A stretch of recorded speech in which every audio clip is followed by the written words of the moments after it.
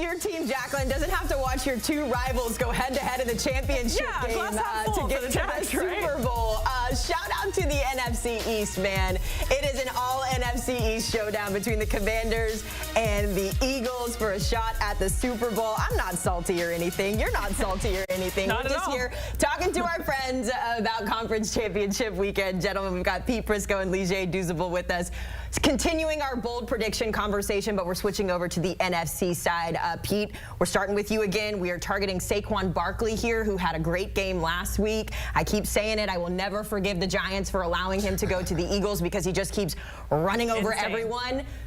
But you're kind of on the opposite side here when it comes to Saquon in this game. And this is being bold, really very bold, because the Commanders haven't stopped the run all year long. But there's a reason I'm saying this. Okay. Jalen Hurts is banged up. Yeah. And if Jalen Hurts can't run the way he normally runs, you defend that offense differently. And I think his ability to be able to pull the football, and the threat to run the football, we saw that early in the game last week, it changes the way you defend them. And I think if they know that right away, and there's some talk that he's really dinged and might not be able to run like he normally runs, if that's the case, then I think you load up and you stop the run. Now, I know Saquon's had some big runs against 8-man boxes through the last month and a half of the season. He had great success against them running the football. But again, I go back to what I say with Jalen Hurts. If he can't pull it, the whole dynamic of the offense changes. Yeah, it'll be interesting to see what defensive coordinator Joe Witt did. I went back and actually watched their game versus the Detroit Lions this past week, and you're right, Pete. In the first half, couldn't stop a nosebleed in the run game. But I love how he adjusted. He went more barefronted. For people that don't understand what that means, you put the two defensive tackles over the guard, one head up on the center. He brought Frankie Louvu on the edge and had Dante Fowler on the opposite edge, and it kind of mitigated what the Detroit Lions wanted to do in the second half. And with their two corners playing as well as they've played the last couple of weeks, and Mike Sandersfield and also Marshawn Lattimore, that could be a plan that they, employ against the Philadelphia Eagles. So it'll be interesting to see, because, like you said, if Jalen Hurts can't use his mobility and he tries to hand it off to Saquon and Joe Witt decides to lock up the box and put 8 guys in there, then it's going to be on the arm of Jalen Hurts. So this is bold because, like you said, the Commanders haven't really stopped anybody running the football, and Saquon had nearly 300 yards in the 2 games that he played against them earlier this year. By the way, Saquon would have had touchdowns on his 2 touchdowns in flag football. Nobody touched him. That's how big those holes are. Touched him. Yeah, I was just going to hammer home the point. Saquon averages just over 125 a game in terms of his rushing yards. He's 171 yards shy of becoming the first player in NFL history with over 200 or 2,500 rushing yards in a season. So just continuing to emphasize how bold that was from our Pete Prisco. Yeah, and it just feels like the steal of the century for Philly to be able to get Saquon. It doesn't seem fair. We didn't need a running back in Dallas. No, not at all. No, but I will say this. As great as Barkley has been, if they have a normal guy running behind that line, he's still getting 1,500. I mean, let's not forget Swift had a career year and they got him paid in the offseason. Yeah. So, Pete, definitely starting us off bold. Leger, we'll see if you can match the same. I don't know if I can match that. That was really bold. You got your 1 thumbs up for the day. It'll be interesting to see if Pete thinks this is bold. And I'm targeting the old Grizzly vet, Zach Ertz. Over 8 receptions and 2 receiving touchdowns. Revenge game loading. Revenge game, right?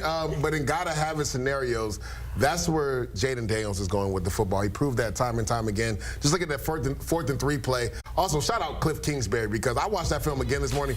He was in his bag. Oh my God, he had every answer for every coverage. Put him in the head coaching conversation. And there it is. That's the play right there. It was 4th and 3.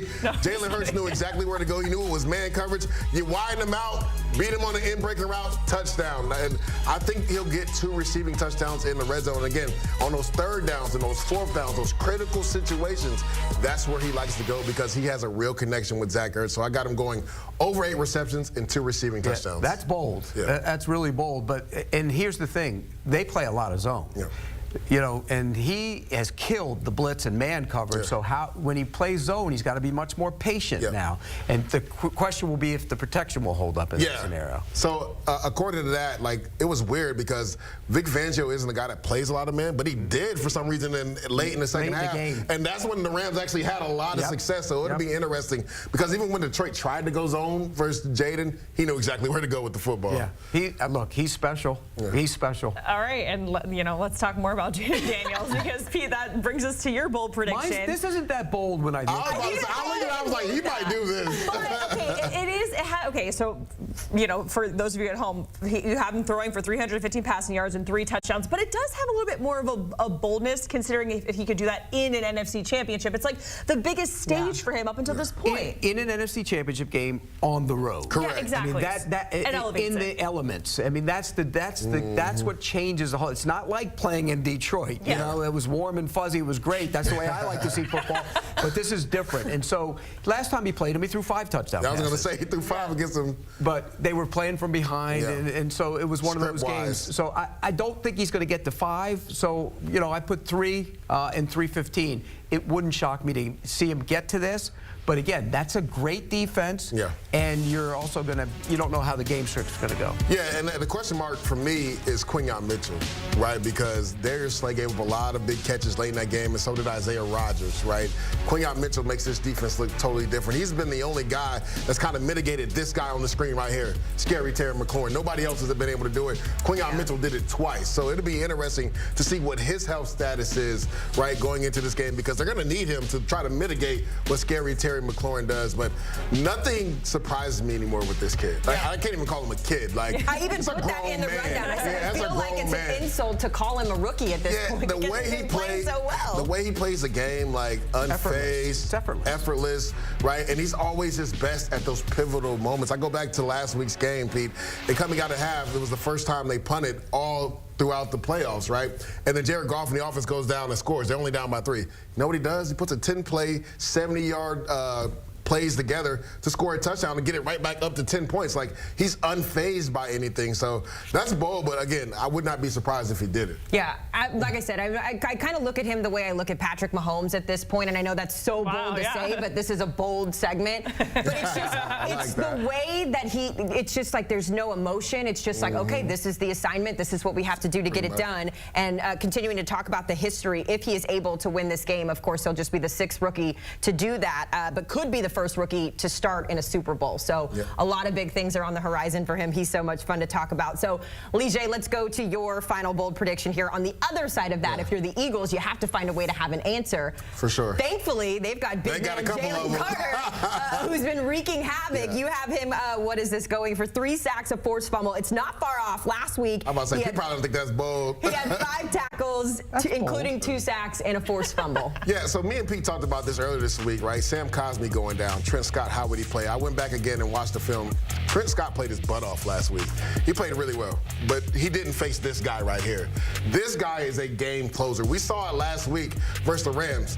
You see it right here. Sack on 3rd down to force it to 4th and long. And you know what, Pete? He won on the next play and forced Matt Stafford to throw an inaccurate pass to win the game. So he's just a game closer. Nolan Smith has played really well as well, but that's the matchup I want to see inside. Trent Scott played really well coming in for Sam Cosmi, but it wasn't against Jaylen Carter. Jaylen Carter, you said, Haley, 2 sacks last week. I got him getting 1 more and a forced fumble as well. That was actually a great play because he faked like he was going to go looping around, and then went right the center went away. The center went away. He didn't even block him. It was basically it was unblocked, and so it was a great play on his. Look, he is a game wrecker. He is their Chris Jones, and he can destroy an offense. And that's bold. 3. That's a lot. It is. But he'll get 2. He might get 2. So that's what I'm saying. 1 more, he might be able to get that. And for some odd reason, he just has a feel of knocking the football away. People forget his forced fumble last week wasn't on the quarterback. It was on the running back. It was on Kyron Williams. He knows how to punch the ball away from running backs when they have the ball. The other thing about him is he elevates his game in the moments. And it's kind of a knock on you, but Chris Jones does it too. They don't do as much in the lesser games or the regular season games,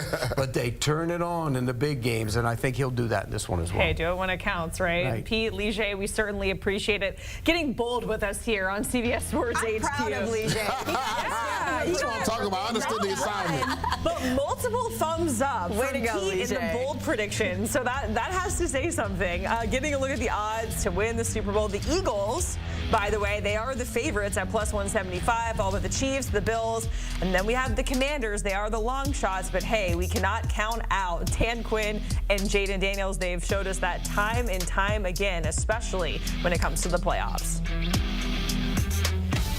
All right, so the Tennessee Titans, they have a new GM, and the next order of business is what are they going to do with that #1 overall pick, Ben Johnson? He's now in Chicago. So what do their draft needs look like for the Bears? We're going to dive into it with Josh Edwards and his latest mock that's coming up.